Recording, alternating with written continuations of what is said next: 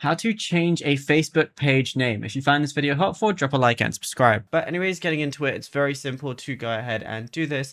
And you can do it on anything, whether you're on iPhone, Android, Samsung, or anything like that. Or if you're on a PC or desktop as well, this is available for you. So all you want to do is go ahead and open up your Facebook application. Just make sure you're signed into the Facebook page that you want to do this with.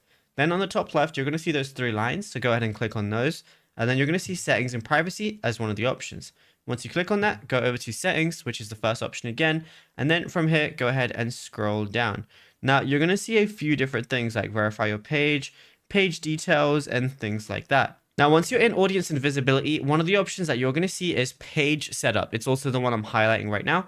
So go ahead and click on that. And then the very first thing you're going to see is the name at the very top. And as you can see, mine is currently Cosmic Test. And it says if you change your name, you can't change it again for 60 days. So this is where you're going to be able to change your name to whatever you want. And then on the bottom, it's going to say review change. And if it's available, you'll be able to change it.